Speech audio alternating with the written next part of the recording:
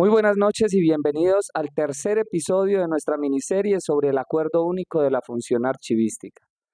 Nuevamente agradecer a todos los que se conectan y a los que han venido acompañándonos en este proceso. También agradecer a todos aquellos que se seguirán sumando a este proceso de aprendizaje y co-creación alrededor de temas tan importantes como la gestión documental. Después de pasado el triunfo de la Selección Colombia, ha llegado el momento de volver a sumergirnos en el mundo de la gestión documental y aprender algunas cosas, discutir otras y, ¿por qué no?, abrir espacios en donde podamos seguir construyendo en torno a estos importantes temas. Sea lo primero, hablar un poco de lo que va a ser el contenido del tercer episodio. El día de hoy estaremos hablando sobre unas disposiciones normativas que hay en el acuerdo relacionadas con los archivos históricos y los archivos declarados como bienes de interés cultural, la prohibición de la contratación del servicio de consulta a empresas o terceros y también tendremos lo relacionado con los procesos de contratación de terceros. ¿Qué pasa cuando contratamos a una empresa a efectos de que lleve a cabo ciertas actividades archivísticas, la organización, la reprografía? También complementaremos algo que iniciamos en el capítulo pasado, que se relaciona con la profesión archivística, en especial con lo dispuesto en la Ley 1409 de 2010, que vino a regular desde entonces todo lo que es el ejercicio profesional de la archivística en Colombia. Y por último, estaremos revisando lo que concierne a ya lo que es gestión documental. Este es un tema que iniciamos el día de hoy y en el que invertiremos varios de los episodios porque revisaremos cuáles son las disposiciones normativas del Acuerdo 001 de 2024 en materia de los 8 procesos de la gestión documental. Así pues, iremos desde la planeación hasta la valoración, pasando por cada uno de los procesos, revisando lo que desde el principio nos propusimos, las novedades, qué actualizaciones hay, en qué aspectos no cambió la normatividad y qué cuestiones nos debemos empezar a preguntar y sobre las cuales debemos reflexionar. También los invitamos nuevamente, si aún no lo han hecho, a que se suscriban a este canal, den clic en la campanita de notificaciones para que les lleguen todas nuestras notificaciones. A partir de esta semana que viene, empezamos a subir contenidos cortos que serán de mucha utilidad para todos ustedes. Y además de eso, los queremos invitar, antes de iniciar este episodio, al taller presencial en la ciudad de Manizales, para aprender a elaborar y actualizar tablas de retención documental con actividades gamificadas. Esto es juego con propósito aplicado al proceso formativo, al proceso del taller. Si tienen cualquier inquietud a través de nuestros canales oficiales, YouTube, Instagram, Facebook o nuestro WhatsApp en el 320-695-3976, pueden preguntar por este taller. Empezamos el 3 de agosto y sabemos que va a ser una herramienta fundamental para quienes están interesados en conocer un poco más o bien elaborar sus propias tablas de retención documental o actualizarlas. Empecemos. En el episodio anterior, mencionamos brevemente cómo el Acuerdo 001 de 2024 hace referencia a la Ley 1409 de 2010 y lo relaciona con la necesidad de contar con personal calificado y con experiencia en ciertos procesos de la gestión documental, específicamente en los procesos de conservación preventiva, conservación-restauración en donde se exige una formación profesional en restauración, organización documental y reprografía. Este es un precepto que desde el 2010 con la expedición de la Ley 1409, se ha venido defendiendo en aras de garantizar que sean los profesionales de la archivística o de restauración según corresponda, quienes realicen procesos de intervención archivística. Pero, ¿qué se entiende por profesional de la archivística? La citada ley lo define así: se entiende por profesionales de la archivística y están amparados por la presente ley, los profesionales técnicos, profesionales tecnólogos y profesionales universitarios que hayan recibido título de formación en programas archivísticos en instituciones de educación superior, cuyo título corresponda a los niveles señalados en la Ley 30 de 1992 o en las disposiciones legales vigentes en materia de educación superior. Además de ello, la misma ley determina que para ejercer legalmente la profesión de archivista en el territorio nacional, se requiere acreditar: primero, Formación académica e idoneidad del correspondiente nivel de formación, mediante la presentación del título respectivo. Al respecto, la ley no es precisa en términos de definir qué nivel es idóneo para el desarrollo de cuáles actividades. Segundo, indica la norma que el cumplimiento de las demás disposiciones de ley, esta disposición hace relación a posibles regulaciones de la profesión que se expidan a futuro. Tercero, la inscripción en el Registro Único Profesional de Archivistas. Cuarto, haber obtenido la tarjeta profesional expedida por el Colegio Colombiano de Archivistas. Aunado a lo anterior, el profesional debe contar con la experiencia requerida en cada uno de los casos según lo determine la entidad.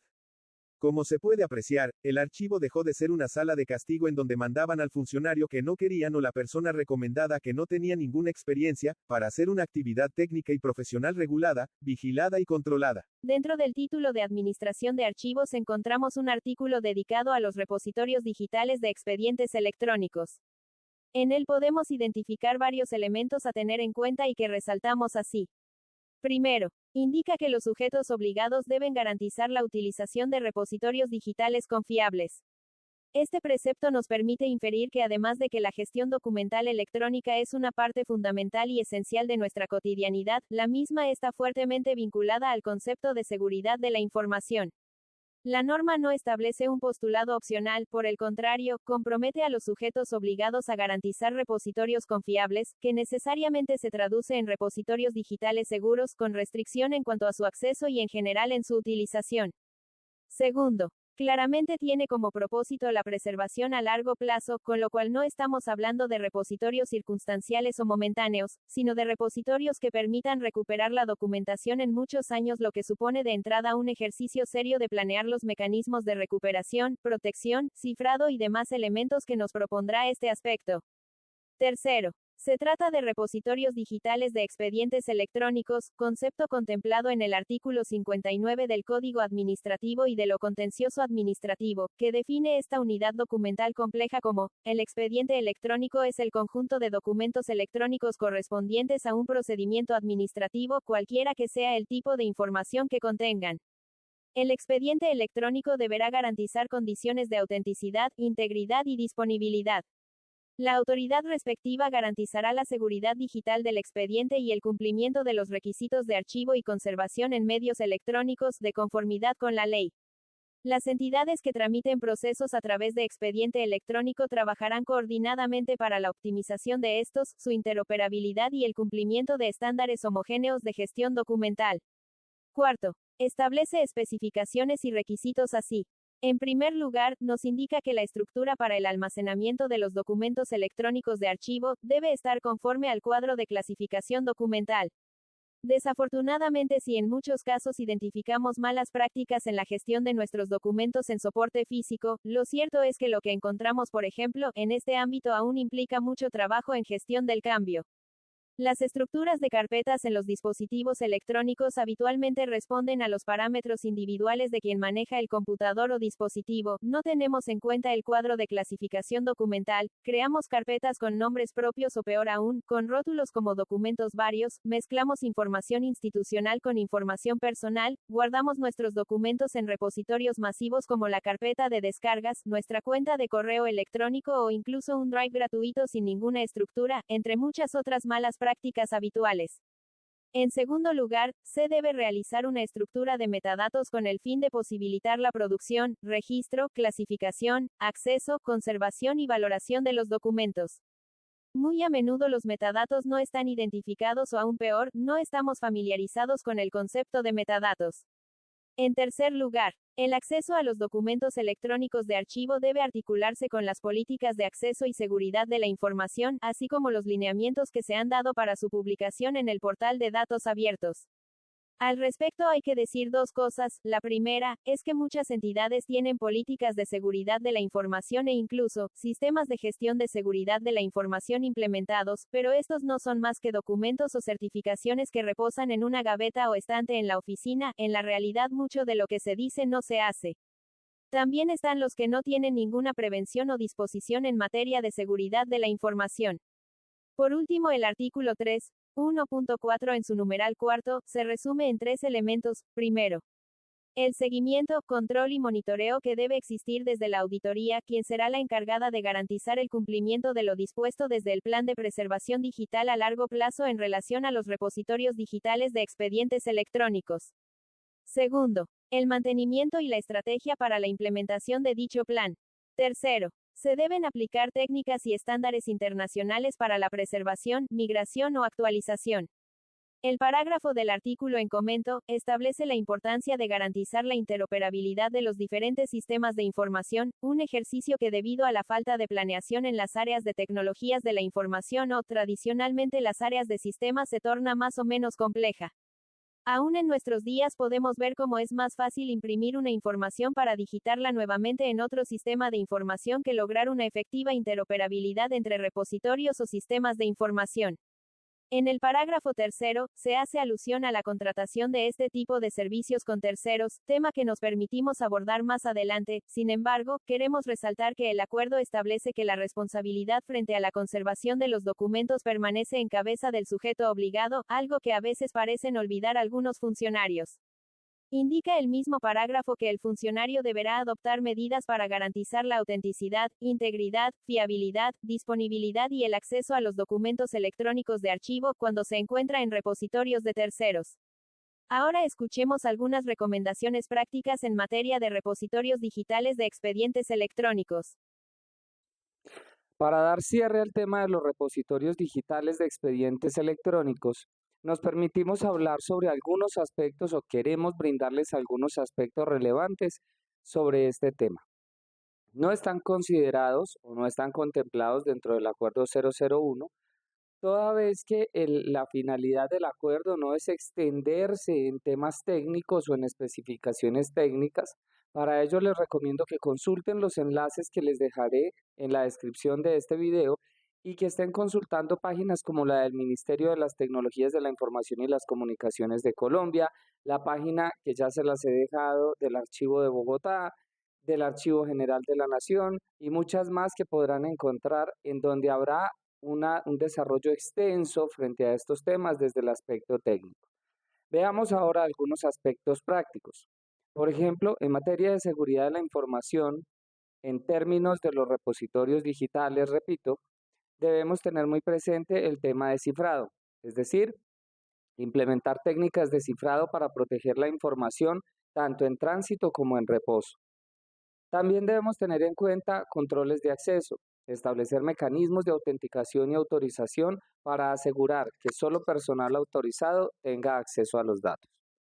En materia de almacenamiento y capacidad de estos repositorios, es importante utilizar soluciones de almacenamiento escalables que puedan crecer con las necesidades de la organización.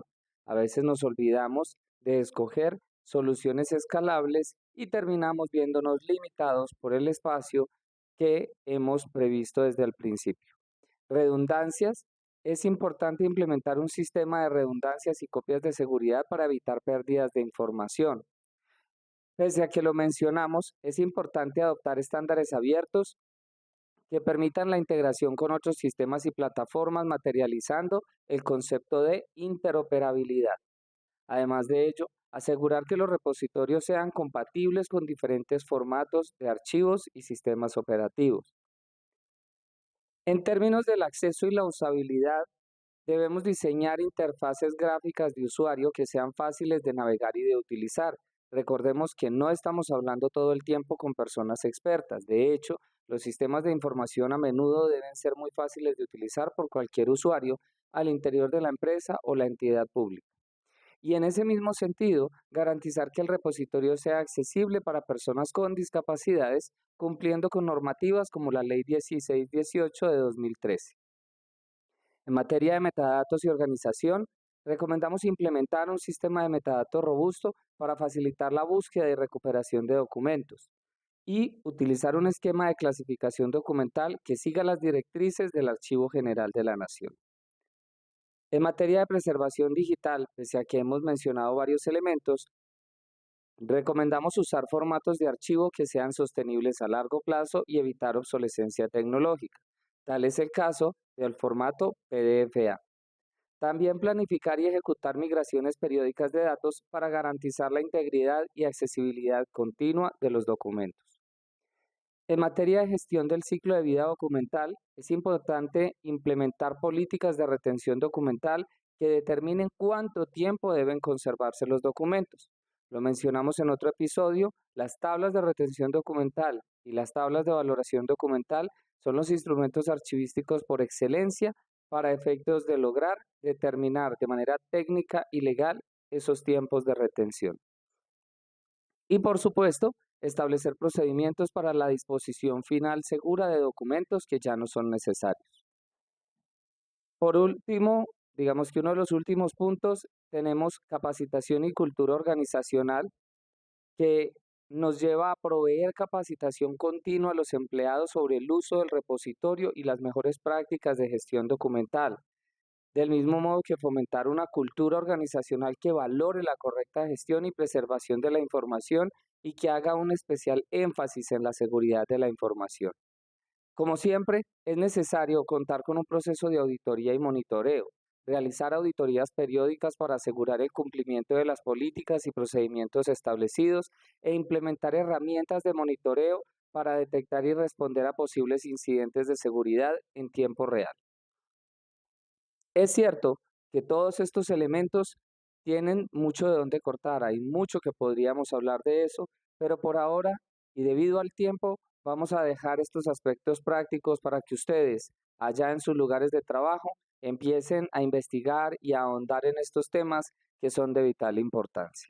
En relación con la administración de archivos históricos, se reitera la prohibición de contratar con empresas privadas la custodia de documentos de conservación permanente, sobre los cuales exista la obligación de transferirlos al Archivo General de la Nación o a los archivos generales territoriales y extiende tal prohibición a los documentos declarados como bienes de interés cultural. Veamos esta prohibición con un poco más de detalle. La realidad es que muchas entidades en Colombia carecen de los instrumentos archivísticos que les permita realizar una valoración adecuada. Por el contrario, cuentan con fondos acumulados en los que no es posible determinar qué documentos tienen carácter histórico y mucho menos, se han iniciado procesos de declaratoria como bienes de interés cultural. El anterior Acuerdo 002 del año 2004 expedido por el Archivo General de la Nación y que fue subrogado o compilado, si se quiere, en el presente acuerdo, establecía un procedimiento para la intervención de fondos acumulados que desde el Acuerdo 04 de 2019, se definió como el procedimiento para la elaboración de las tablas de valoración documental. Este instrumento archivístico al cual haremos alusión de manera más extensa en otro episodio, es la herramienta para determinar las series que en el fondo acumulado se deben conservar de manera total y, por ende, es solo allí en donde se normaliza lo que conocemos como archivo histórico. Así pues, la prohibición expresa de no contratar con terceros la custodia de archivos de conservación permanente o archivos declarados como bienes de interés cultural, aplica siempre y cuando se dé la premisa de lo uno o lo otro, es decir, que se haya determinado que archivos son de conservación permanente, o, se declaren como bienes de interés cultural. En este punto quiero proponer un ejercicio de reflexión en relación con un caso muy frecuente en la realidad de muchas entidades.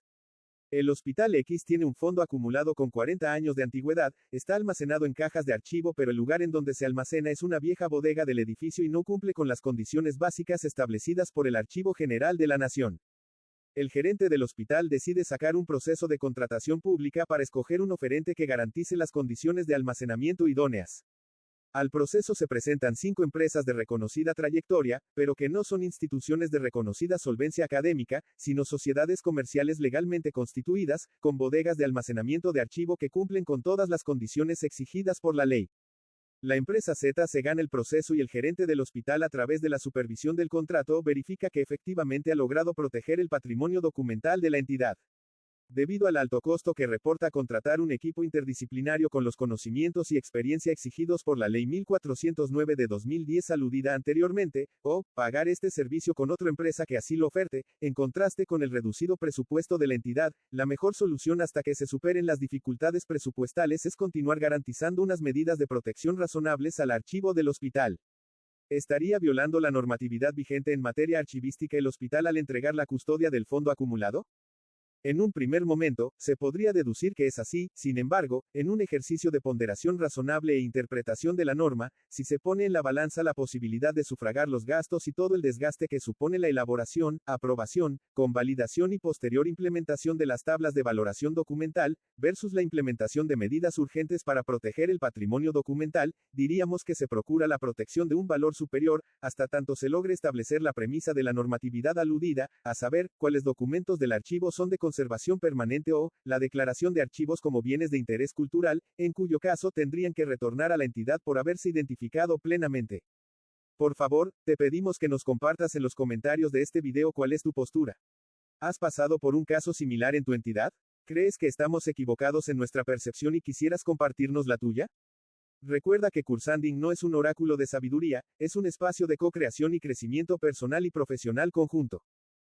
Sin lugar a dudas, la tecnificación y modernización de los 8 procesos de la gestión documental ha conllevado a que las entidades cada vez más tengan que recurrir a los servicios de terceros, sean estos, personas naturales o jurídicas, que demuestren tener la experiencia y estudios exigidos por el Archivo General de la Nación. Es por ello que el capítulo 2 del título 2 nos trae 2 artículos en los que se abordan los lineamientos generales para la prestación de servicios archivísticos y que pasamos a analizar en este momento. El primero de ellos estipula que en desarrollo de un contrato estatal de servicios archivísticos, cualquiera que sea su duración, objeto, alcance y naturaleza, el prestador del servicio contratado está obligado a cumplir las normas expedidas por el Archivo General de la Nación Jorge Palacios Preciado, que le sean aplicables, toda vez que intervendrá documentos públicos. En otras palabras, no le será dado indicar que por ser privado no le asiste la obligación de dar cumplimiento a la normatividad archivística, ya que taxativamente lo está indicando el acuerdo. Aún más, muchas entidades públicas están exigiendo a empresas privadas con las que tienen cercana relación como proveedores de diferentes bienes y servicios, que cumplan con dicha normatividad a efectos de recibir documentación que se produce en ejercicio de la relación contractual, así pues, se exige información debidamente ordenada, foliada, con el cumplimiento de parámetros de producción documental entre otros. Pero realmente el valor de este artículo radica en su parágrafo, ya que establece que en los pliegos de condiciones, invitaciones, contratos y anexos técnicos, se debe incluir la normatividad archivística aplicable, según el objeto del contrato. En este sentido es común ver en SECOP y en diferentes procesos de contratación como el proceso de fundamentación normativo deja mucho que desear. La mayoría de los procesos de contratación aluden a normas generales, a veces derogadas, o bien, se conforman con poner una o dos normas habituales sin proponer un marco jurídico técnico completo. Hoy en día contamos con normas muy específicas y enriquecedoras regulando temas como servicios ciudadanos digitales, transformación digital, gobierno abierto, transparencia, reprografía, archivos de derechos humanos y un largo etcétera. Como muestra de lo anterior, las áreas de contratación no hacen uso, por ejemplo, de la posibilidad de acudir a la figura de contratación directa por prescripción de la Ley 1150 de 2007, que dispone, contratación directa. La modalidad de selección de contratación directa solamente procederá en los siguientes casos, y en el literal E, incluye los contratos para el desarrollo de actividades científicas y tecnológicas. Bajo ese entendido podríamos entonces contratar de manera directa lo relacionado con procesos de reprografía, instalación, configuración y parametrización de sistemas de gestión de documentos electrónicos de archivos SGDA, entre muchos otros. No diciendo que tenga que hacerse uso de esta modalidad de contratación en todos los casos, el tema es que en algunas situaciones en donde se requiere celeridad en la contratación para garantizar un bien jurídico superior, como es el caso de la protección y preservación del patrimonio documental, se podría hacer un estudio previo más completo y justificar la modalidad de contratación que en el marco legal colombiano mejor se ajuste. El segundo artículo del capítulo bajo análisis nos recuerda la potestad que tiene el Archivo General de la Nación de inspeccionar y supervisar las condiciones en que se encuentra el archivo, junto con sus equipos y elementos de trabajo para llevar a cabo las visitas de inspección y vigilancia que se programen en el seguimiento y control al contrato estatal, inspección que no requerirá de autorización previa de la entidad pública contratante. Para finalizar, se evidencia que el acuerdo no hace alusión a la obligación de reportar los contratos que suscriben los sujetos obligados con personas naturales o jurídicas a efectos de hacer seguimiento a estos procesos contractuales. Infortunadamente en la actualidad se vienen suscribiendo contratos que no cumplen con las condiciones técnicas descritas en el acuerdo o en cualquier otra norma archivística, con lo cual, se pierden los recursos públicos, no se logran los objetivos propuestos desde la gestión documental e incluso se entorpece la posibilidad para otros directivos o gobernantes avanzar en estos procesos por haberse contratado de manera insuficiente. Como cierre de este importante tema de administración de archivos, queremos hacer algunas reflexiones en torno a lo que hemos venido revisando. Primero, es importante que en su empresa o en su entidad empiecen a revisar realmente todos esos requisitos y sugerencias que nos hace el Archivo General de la Nación en torno a los espacios de archivo, sobre todo en este tema que acabamos de tocar relacionado con la contratación de terceros para la prestación de servicios archivísticos. Infortunadamente, 24 años después de haber sido promulgada la Ley General de Archivos, hay muchas empresas y muchas personas que todavía creen que el archivo se debe dejar en una bodega, en cualquier estante, en cualquier mesa. A veces se nos convierte el archivo en las entidades en un estorbo y, como se dijo en alguno de los videos, incluso se vuelve un lugar para castigar a una persona. Váyase para el archivo, mire, aquí no hay dónde más poner a esta persona, mandémosla a que organice papeles, y realmente tenemos que darle el valor y el lugar que merece la documentación, por una razón muy sencilla. Estamos en una sociedad que básicamente se mueve en torno a la información. En ese orden de ideas, los documentos no son más que el testigo de esa información, de esos datos que se han ido generando a lo largo del tiempo en la empresa o en la entidad en que trabajamos. Es por ello que los invito a que revisen esos espacios en donde se va a almacenar el archivo, sea un archivo descentralizado dentro de nuestra empresa o sea un archivo que se ha contratado para que cumpla con unas funciones específicas. Revisemos condiciones de iluminación, temperatura, humedad relativa, condiciones de seguridad física, condiciones de seguridad digital. Pongamos mucho cuidado que el simple hecho, como ya lo vimos, de contratar a un tercero para que lleve a cabo el almacenamiento y custodia de los documentos electrónicos no nos exonera de la responsabilidad que tenemos frente a esa información. Creemos que por el simple hecho de contratar a otra persona o a una empresa que presta este tipo de servicios, ya no tenemos que hacer nada más. Y ahí es donde debemos iniciar un proceso de seguimiento y control, como se ha dicho en varias oportunidades, un proceso de auditoría para garantizar que las condiciones ofertadas son realmente las que se están dando en la realidad. También miremos las unidades de conservación, los procedimientos existentes. Démosle valor a ese esfuerzo que se hace detrás de mantener un archivo en las condiciones adecuadas. La normalización del archivo ya no es más un lujo, ya no es más una opción. Realmente, hoy en día, basados en esa información contenida en los archivos, es que podemos contestar demandas, requerimientos judiciales, administrativos, o bien podemos tomar decisiones o implementar políticas públicas o privadas al interior de la empresa. Todos estos elementos que hemos venido abordando en la administración de archivos se desarrollan, como ya se dijo en alguno de los episodios, plenamente en el modelo integral de gestión documental y administración de archivos, que los invito a revisar y cuyo enlace dejamos en el episodio del primer día. Y hemos llegado al final de este tercer episodio. Nuevamente, y como en cada uno de los episodios, les agradezco por haber estado conectados, por participar, por darnos like, por compartir. Les recordamos que tenemos nuestra página www.cursanding.com. Allí se pueden informar más sobre nuestra plataforma virtual de cursos gamificados.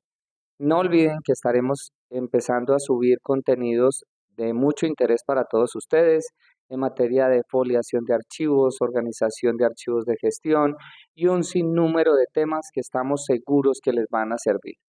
Todo esto en nuestro canal de YouTube, por eso insistimos en que se suscriban y activen las notificaciones para que les lleguen todos nuestros contenidos. Gracias por estar en este tercer episodio y nos vemos en el episodio número 4.